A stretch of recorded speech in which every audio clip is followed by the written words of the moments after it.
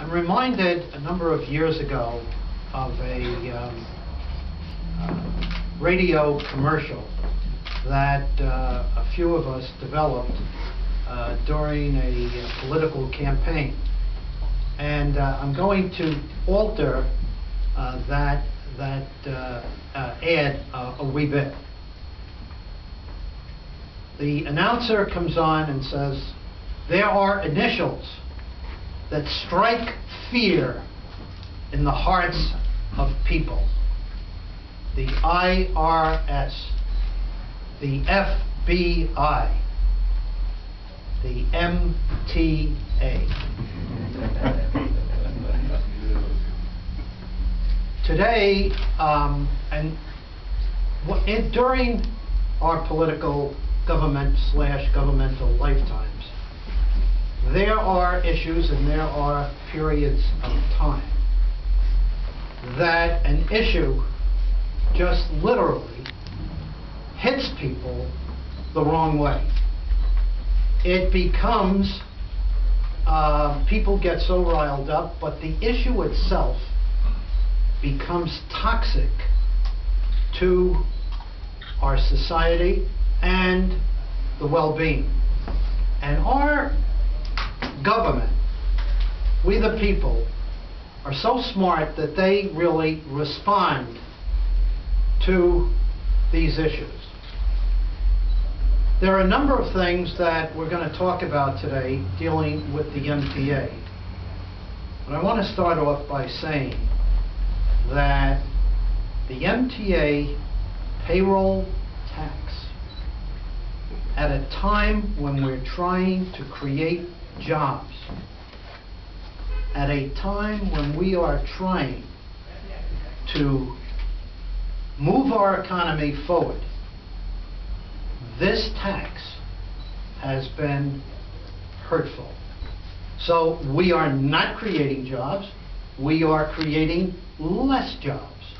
We are placing another burden on small businesses, the greatest job-producing sector in our economy. And I don't have to tell people in this room, but we often respond because there are it has an economic pain, but we forget that small businesses are made up of people, and we are now putting another worry, an emotional, psychological strain on people. And I hear this every day. The average person is not immune from this tax. And people will see you as you're walking down the street, and the other elected officials will comment also and say, "Senator, I didn't realize this affected me. I just, the registration on my car was up, and what is this extra tax I'm paying?" And it goes on and on and on. The issue of we in the six eastern towns pay this tax. We, our commuters, pay their fees to commute on the train, and yet we continue to subsidize the transit system in the city of New York.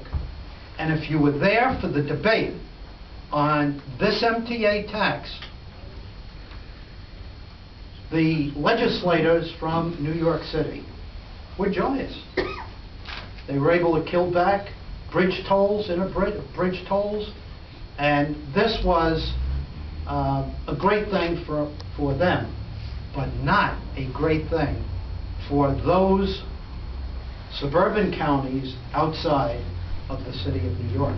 Those of us in the East End now have rail service taken away from us, a diminution of service, not only an elimination in some cases, but just diminishing service. Had a discussion with Supervisor Lesko, who indicated that 500 people who take the Port Jefferson line are going to have a diminished service. 500 people. Government is about people, and so it's very, very hard for me to understand sometimes the action of the governor